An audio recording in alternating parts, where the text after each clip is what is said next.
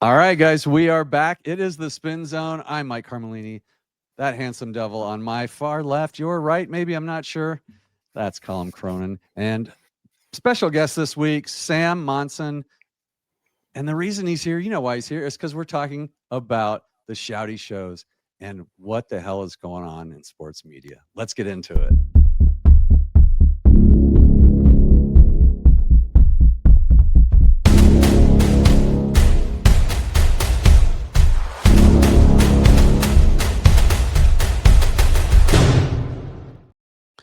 Well, Sam, welcome to the show. I co-host, check the mic, and I gotta say, huge fan.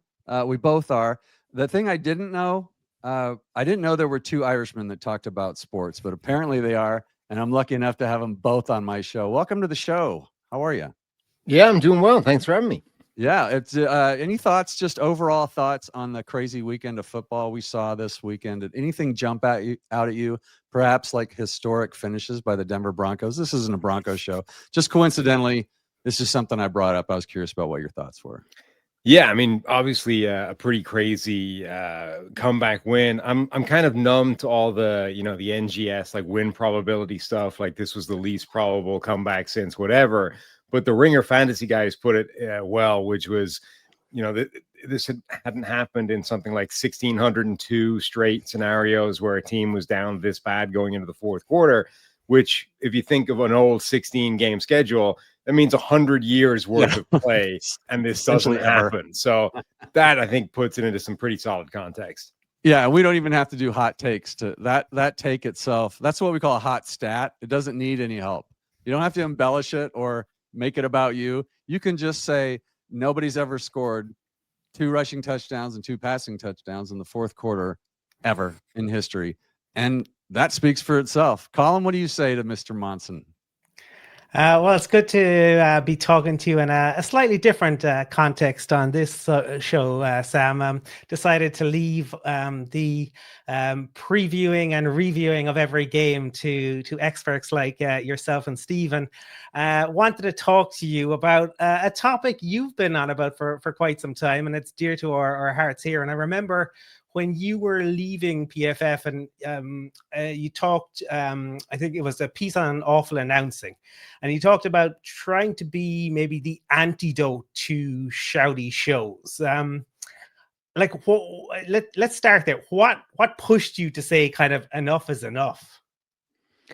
I mean, we've always been a different type of content. I mean, the world has been heading in that direction for a while. It's not just the Shouty Shows, the sports media landscape. It's just part of the broader zeitgeist. I mean, I weirdly ended up in a kind of area where, like, I did an international journalism master's at one point in my life, so have some kind of education in media generally, and then ended up sort of falling into that by mistake later down the line.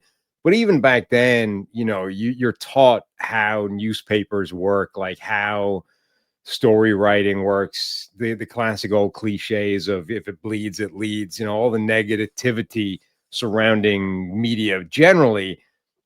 And so the world with social media, like everything has just been catalyzed even further. That's been intensified and, distilled into the purest essence of itself. And now you end up in the way we are now, which is like we're throwing everything out the window except the stuff that agitates, antagonizes. Social media algorithms just trap people into an ever intensifying death spiral, and the loudest stuff is the stuff that gets paid through Twitter or TikTok or whatever. So we're just in this horrible world where negativity and awfulness is incentivized. And the people out there trying to do sort of unbiased, straight down the middle analysis, by definition, they're just harder to find. They're not, promoted. They're not incentivized. They're not pushed by the algorithm. So, it's tough. Like a lot of entities that used to do that kind of thing have folded. A lot of people that used to do that kind of thing are getting fired from jobs, getting let go, diminishing in impact. And PFF was always that was the idea, right? Is there's too much of this stuff. Let's just use data. Let's try and tell the story. And then when we went out on our own, the idea is hopefully we have a large enough audience that we can still do this and not have to do some version of, Shouty Shows and the kind of over the top pantomime stuff. Yeah, it's hard, Sam, to it's an indication of our society.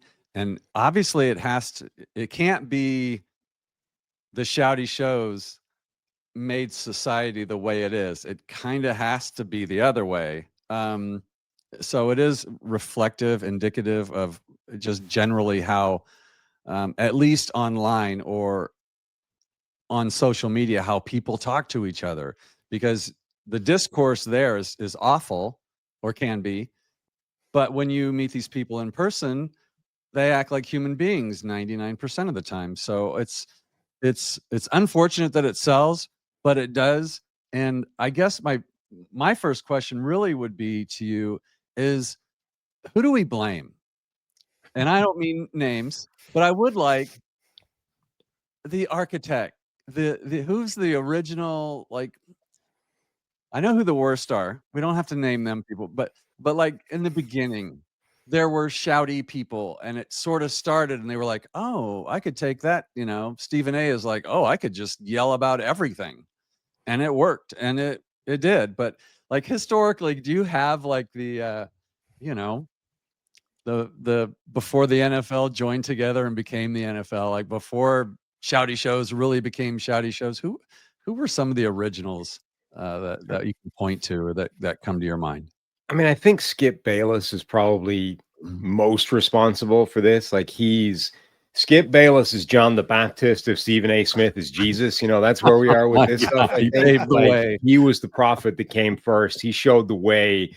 And then Stephen A. Smith realized what could be done and weaponized it, right? And that's basically where we are, and spawned a religion off the back of it. And now everything is a Shouty show.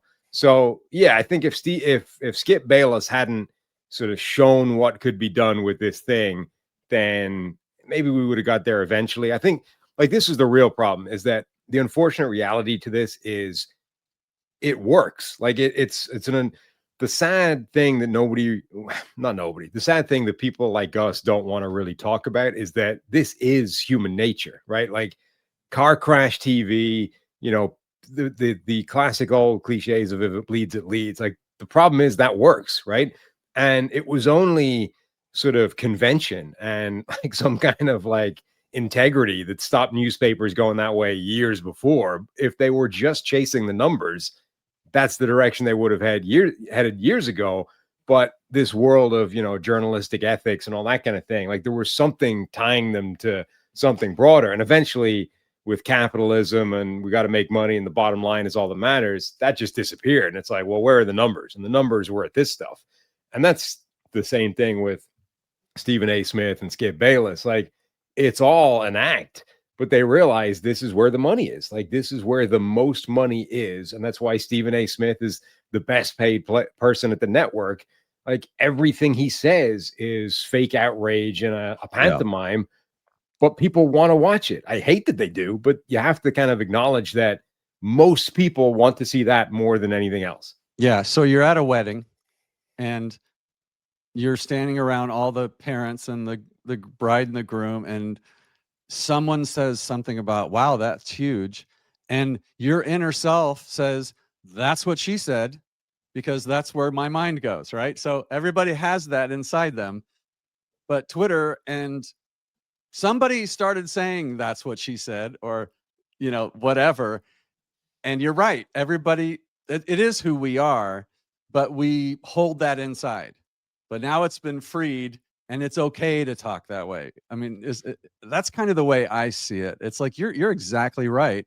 Like the train wreck, or how you death scroll. I don't want to watch this, but I want to watch these fights or whatever. I don't know what happens, but you're right. Human nature, we do. And I don't know if it was morals or the bosses, but something kept it out of the mainstream for a long time. But yeah, those days are gone. It's crazy. Yeah. And Sam, do you from your point of view, then, have we reached peak hot take, or is it still is it growing further? Is this the blob that is going to consume us all? See, I don't know. Because what it's been heading this way for a while, and what's really changed the dynamic a bit is how everybody's like people don't consume, old school broadcast media as much anymore. Nobody can like reads a newspaper anymore. Everyone gets their information from either social media or, some form of like algorithmic phone based device. And those all work, they're all automated, right? So they take whatever you showed interest in. They're like, all right, well, here's more of that.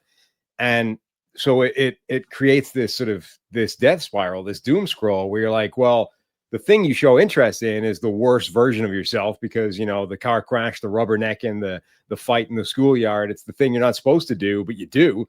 And the second you show any interest in it, the algorithm's like, oh, well, here's 10 more things like that. And now you're stuck with it, right? Now you're in this, you can't help yourself but look at a few more of them. And now you're just trapped in this world. Yeah. So all these algorithms just create this thing where it's like, well, this is the content that everyone wants. So let's do more of that. And now you're in this horrific, like self-perpetuating cycle where we're just trapped in a world where this is all like the hottest, most ridiculous, loudest, most obnoxious stuff is the most promoted, most, perpetuated stuff out there. And I don't know whether we climb back from that at some point, whether there becomes a breaking point where everyone goes, you know what, this is too much. This was not what the system was designed for. Like even the algorithm, the people that created that would suggest that that's probably not an intended consequence of what they were trying to do. It's sort of, it's an unintended direction that this thing has headed in the pursuit of trying to serve people what they were looking for. But I don't know if that happens naturally or if we have to go through a period of like, RoboCop, like post-apocalypse before we get there. Yeah, you're kind of breaking my heart here. But I think as long as it sells, if they yell, they sell. If that stays true, then yeah, that's what we're gonna get. I would hope. I wish that wasn't the case, but I think it is. But I guess the only way to take the question now is like, what damage has it done, not emotionally or psychologically to people, but like, let's narrow it down to just like football, the football world.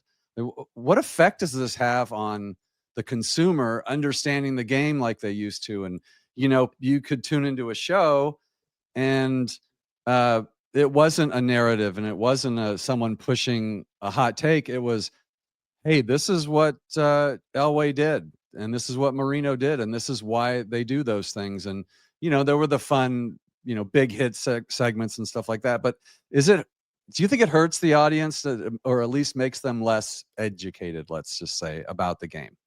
Yeah, definitely. I mean, I think there was a very narrow period of time where the general sports discourse and football discourse, more specifically, was getting smarter, right? Like before, there was just a lack of information on the scene. So there was a lot of dumb information out there that wasn't, bad intention. It was just people didn't know as much as they know now. They weren't as educated. They didn't understand the way the game worked as much as it was all.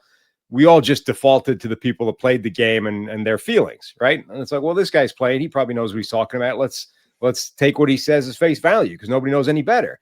And then there was this explosion of, data and information and all those kinds of things. Obviously, PFF was at the forefront of that, but there were other people in there, Football Outsiders and a whole load of them. And then so we had this massive explosion of data and a kind of democratization of people who were able to then go into all that and say, oh, look, this thing that all the players have been saying for years, there's no evidence that that's true whatsoever. And in fact, there's a ton of evidence that the opposite is true. So I think there was this period of time where we were getting smarter and people were learning more how the game worked. People were learning more about all kinds of things.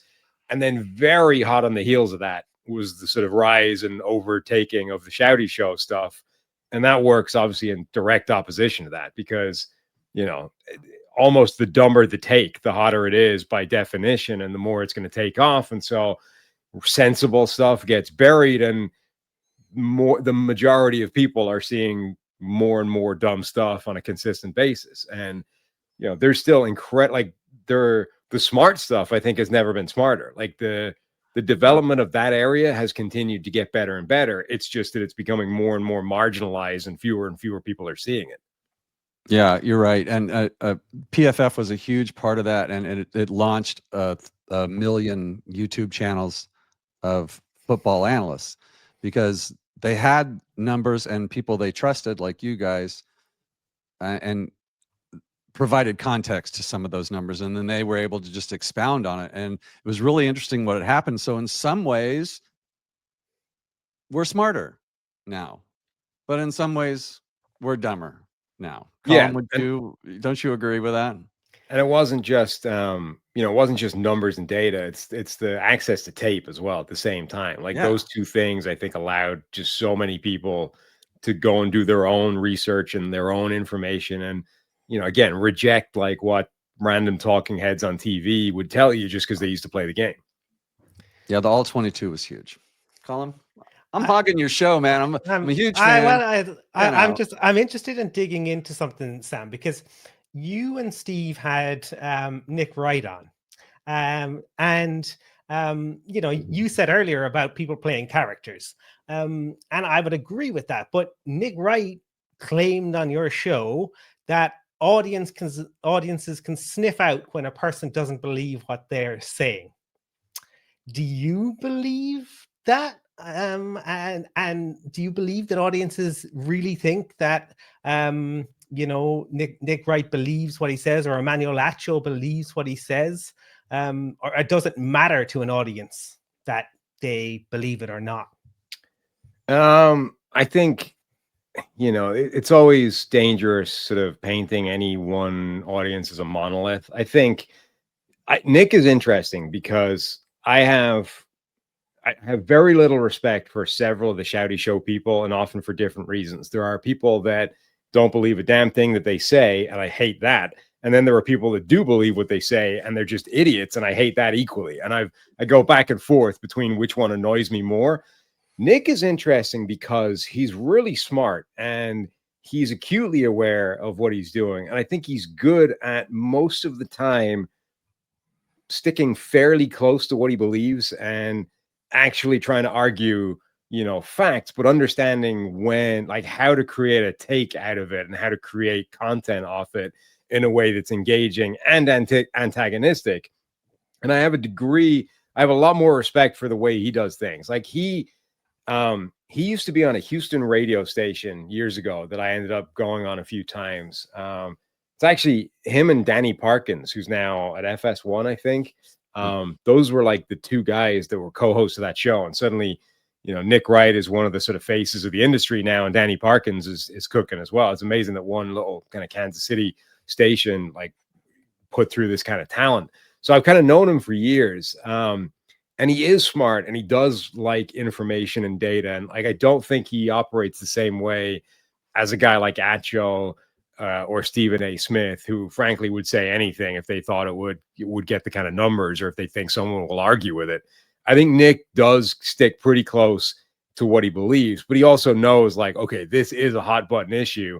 And if events unfold in a certain way, if I frame it this way, that's what will get people engaged, and that's what will cook. And I mean, I don't like going about things that way, but I have some respect for that relative to the other ways. Yeah, it's funny, Sam. I kind of hated that guy until I saw him on your show. And then I was like, why do I like what he's saying? Why do I like him? He's being reasonable.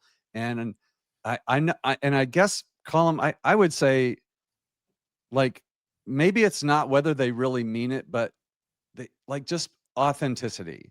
People sense. I think people can sense when someone's being authentic, unless they're just the greatest actors in the world. And then you just buy whatever De Niro is selling. You just go, okay, well, yeah, he's the Godfather, or whatever. But Nick Wright was surprisingly fun to listen to on that episode. And I thought literally he just said whatever would get him the most clicks and the most watches. And that has to be part of it. Because he just does say too many crazy things. But I felt like when he was talking to you, I felt like he meant what he said to you. And keeping that in mind, you don't want to shut him out. Like, you didn't get that feeling. But if you could shut out a debate that never seems to end, do you have one in mind that you would love to mute and never hear again? I will just say LeBron versus Jordan. I'm going to steal that one, so I'm not going to make it easy for you. But is there anything like that you're just, can we please not ever talk about this again and fight over it on a show? I guess anything that any debate where we try and throw 100% of the credit at one person, when the reality is always it's a pie, right? It's this, there's 60% of the credit goes to this guy, 30% goes here, 10% goes somewhere else. It's never 100%. So this, like, Brady Belichick is probably one like that. Oh yeah. I mean, it's not even just those two. Brady, Belichick, Kraft, like the whole environment, right? There's 15 people that probably deserve a serious chunk of credit. And then, you know, even within that, you're going to have 1% of the pie chart that's just labeled other. And there's like another 150 things that go in there. But because of the way their careers have either ended or are ending, it's going to be, it was all Brady. You know, Belichick's a fraud. Like, he deserves none of the credit. We're going to rewrite the whole thing. But no, number one, nobody has any idea how much of the credit belong in each camp. But number two, it's almost certainly not, you know, 100% and 0%. It's the whole point is it took all of them together for it to work the way it worked. And then, you know, the only interesting thing is, well, how much of it do you believe was this guy and this guy? But it's just a futile exercise. And the only like declarative strong takes are the most wrong. Yeah. Sam, I on your show you have the us versus the Shouty Show segment, and you and Steve kind of break down Shouty Shows like all 22. And I'm wondering, is that like your philosophy on that? Is that just you pushing back? Are you trying to model something better? And is that modeling something better or just the pushback? Or is that a way out of this? Or, you know, is there a way back? Or is this the new normal now? And is what you're attempting to do there a way that if more people could get on board with that and call it out, rather than just the simple gotchas? Because it feels like when I was talking about Nick Wright earlier and what he was saying, or Acho, right? Social media has become this thing about like this you or gotcha. And I think Emmanuel Acho almost thrives off of that. Like, the more clicks and the more engagements, the better. Whereas when you kind of break down what he's doing and you highlight the ridiculousness, how inauthentic he's being, is that our way out of this? That's the thing, is that, you know, gotcha or keeping receipts, none of that does anything to these, because it's not designed to be right. It's like the whole purpose is engagement, and actually being wrong is just as engaging, if not more, than being right. And not only that, but flip-flopping from one to the other is even more engaging. So like, you gain nothing by being like, well, you look, gotcha, you said this last week. Like, that's just good for them. You're just, the act of you doing that is publicizing their thing, which is only perpetuating the cycle. So that, I think, is a waste of everybody's time. You know, we initially started doing that and we were like, let's just find the most ridiculous takes we can find and like actually give some kind of sensible, you know, analysis of whatever topic it is they're talking about.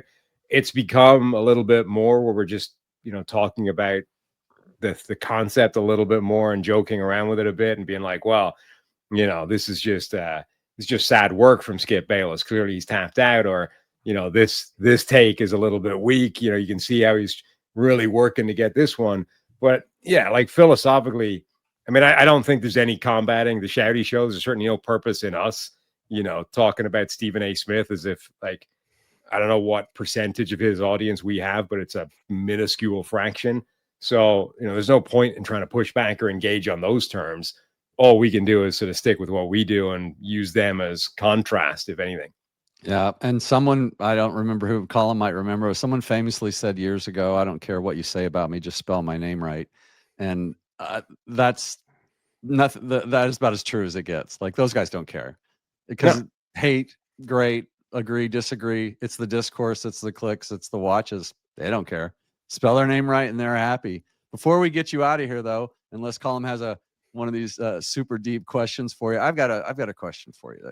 Like I just watching your show, which is fantastic, and we'll make sure that we put some links in the show for everybody. If there's anybody left on the planet that doesn't know who you are or where you are, we'll make sure they can find you down in our comments when we post it. But do you have a favorite team, or are you hiding that in your back pocket somewhere? Because I can't discern who your teams are.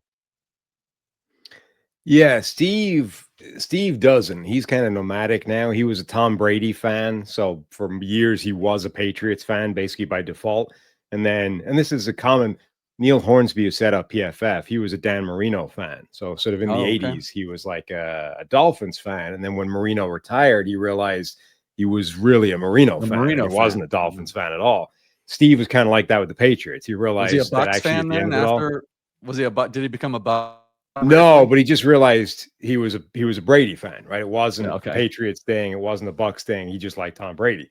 I am a Vikings fan because for a year when I was a kid, we lived in Minnesota. So I kind of picked it up there and I've been stuck with them ever since. So I unfortunately am trapped in the world of actual fandom and being stuck with the Vikings come what may.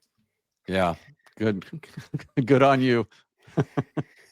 Sam, we've seen the Shouty Shows come to the Premier League. Is it coming for rugby next?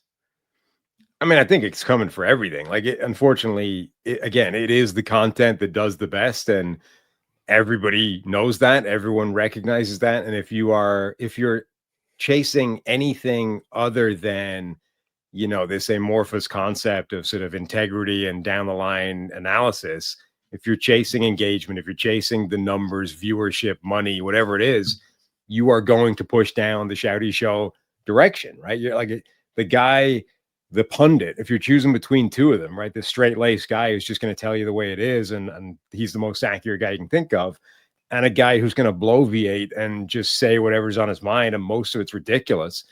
That guy's going to, more people are going to watch that guy, so he'll get employed. And yeah, I mean, it's the sad reality, but that's the way everything's going to go. Well, see, here's the good news is we're ahead of the game, you included, because we are the anti, and it's a niche. We have a niche. And so there are people who want this sort of content. And, thank the gods that we have your show. Sam, you and Sam do a great job. And can't thank you enough for taking the time to come on with us and let us get in your head a little bit. I appreciate you coming on. I'm going to start yelling just a little bit more. I just think maybe I could yell at Colin a little bit more than I do. But I'm just going to try it on for size. You never know. He's Sam Monson NFL on social media. And check him out, co-host of Check the Mic with Steve. Now, is it Palazzolo? Palazzolo, because I knew it screwed one thing up. And thanks again for coming on, Sam. We really appreciate you. And we kept you a little longer, so I'll send you a check as soon as I can get that out to you. Promise. No problem. Thanks for having me. Nice. Colin, get us out of here, Colin. Sam, appreciate your time. What I would say is for listeners, for viewers, the next time you hear somebody talking about a quarterback's legacy in August, maybe it's time to turn off the channel. This has been Spin Zone. Mike and I'll be back next week with a new topic that we're going to unpick. You're not going to want to